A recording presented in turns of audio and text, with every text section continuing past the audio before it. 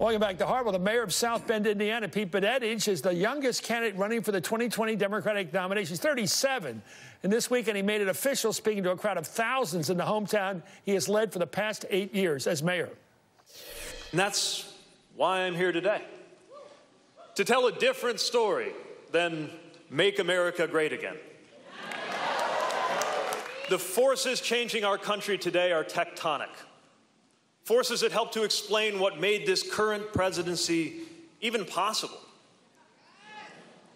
That's why this time it's not just about winning an election. It's about winning an era. And a moment like that calls for hopeful and audacious voices from communities like ours. And yes, it calls for a new generation of leadership in this country. Well, since launching his presidential exploratory committee in January, Mayor Pete, as he calls himself, has gone from relative obscurity, let's face it, to rising name in the polls. In New Hampshire right now, he's leapfrogged past candidates like, they're still there, but he's going past them. Elizabeth Warren, Kamala Harris, Beto O'Rourke, coming in third now, only behind Joe Biden and Bernie Sanders, who everybody knows. It's the same in Iowa, the site of the first in the country caucuses. He's third in the polls there as well. What's going on? From where I'm joined by Jason Johnson, politics editor of TheRoot.com, and Evan Thomas, journalist, historian, and author of the new book. It's a great book. First, an intimate portrait of the first woman Supreme Court. There she is, Sandra Day O'Connor, who used to be, well, a moderate Republican in those days when there were such things.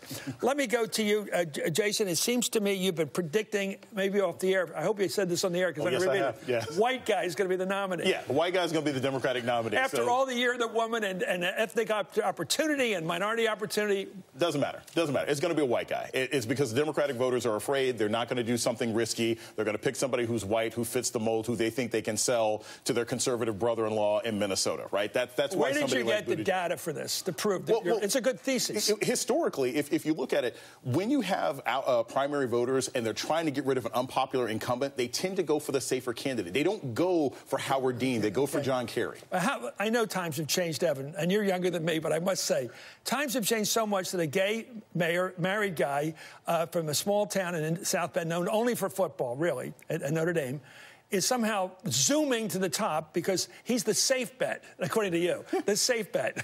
Okay. He sounds mature. I mean, in an environment where everybody sounds juvenile, he actually sounds like a grown-up. Maybe it's just good that he's good at speaking to grown-ups. He makes grown-ups like him. He has a lot of practice at this. Rhodes Scholars. No, that's how you get a Rhodes Scholarship. You talk well to an adult, big shot. But he's reassuring to this old person. Yeah. I mean, his moderation and his sort of grown-upness is appealing. I think he can think on his feet, too. A lot of these other candidates revert to their talking points. So often people can hear them coming back at him. Anyway, during his kickoff speech yesterday, the millennial mayor appeared to take a slight dig at President Trump's age. Here he goes. Not just about the next 4 years. It's about preparing our country for a better life in 2030, in 2040, and in the year 2054, when, God willing, I get to be the same age as our current president. That's kind of the NBA look, guys. You take the coat off, but leave the shirt on. Keep the tie all the way up to the top, and don't roll up your sleeves. That's the new look. NBA's. He's the nice neighbor. He's the guy that the parents want to be brought in their home. Here's the thing, though. I don't think he can lead the modern Democratic Party. I think we're a year out. This is not a party. But he meets your profile. He meets the profile, but I don't necessarily think he can lead this party. Not a party with women and African Americans and Latinos. Well, he's on Rachel tonight, and he's gangbusters in interviews, Evan. As you said, got a lot of the Democratic Party is still more moderate than you might think watching TV. I mean, it's a lot of moderates, and he appeals to them.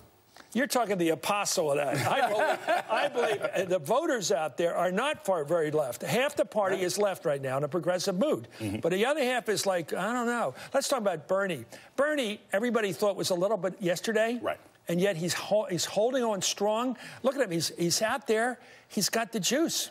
I am surprised. I thought Bernie Sanders was going to be in a lot more trouble than he is now. I think that his ability to maintain this lead, and it is a real lead against a very deep and very strong field, demonstrates that, look, maybe people aren't as bitter about 2016 as they used to be. I don't know if he can keep this past the debate. Who's in his bracket? Who's losing because he's winning? Let's see. Elizabeth Warren is losing because he's winning. I think Klobuchar is losing because he's winning. I think that I pretty much think Gillibrand is also losing. Okay, you mentioned 3 women. Let's talk about a woman here who made history.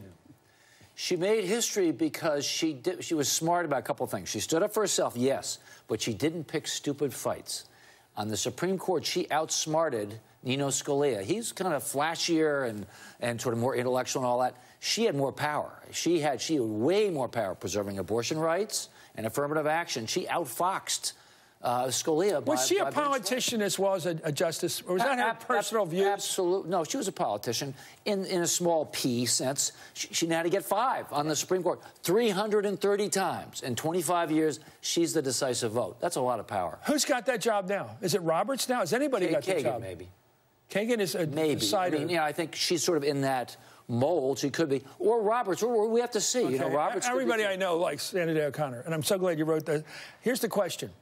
Would she get nominated by this Republican president and this Republican party today? Not a chance. She had no, when she came on the court, Ronald Reagan loved her and was proud of her, but she had no judicial track record. She wasn't even a federal judge. She was a state court of appeals judge. No chance that Trump, or I think any modern Republican president would appoint somebody like her. Let's go back to Pete Buttigieg. Great book. First, great title.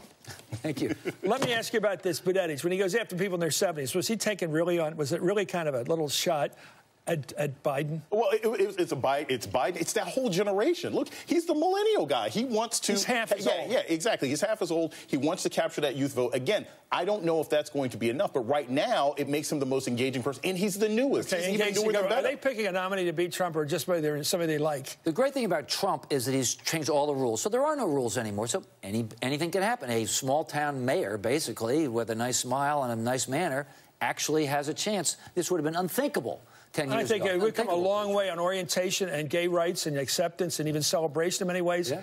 I got to tell you, when I saw him dancing with his husband, this is like the change of 30 years. Do we all agree? This wouldn't have happened 30 years ago. This wouldn't have happened 10 years ago. Somebody like him couldn't have gotten this far. He couldn't have been elected mayor 15 years ago. Social norms can change. That norms can change, and this is the most dramatic example. It's the fastest I've ever seen anything change, anything like it, and it's dramatic and it's positive.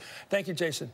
I don't like it when you're right sometimes. I don't know what you're up to. I think you want to prove there's no hope sometimes for minorities. Anyway, thank you, Evan Thomas, great author. Up next, tragedy of our greatest church. You're watching Hardball.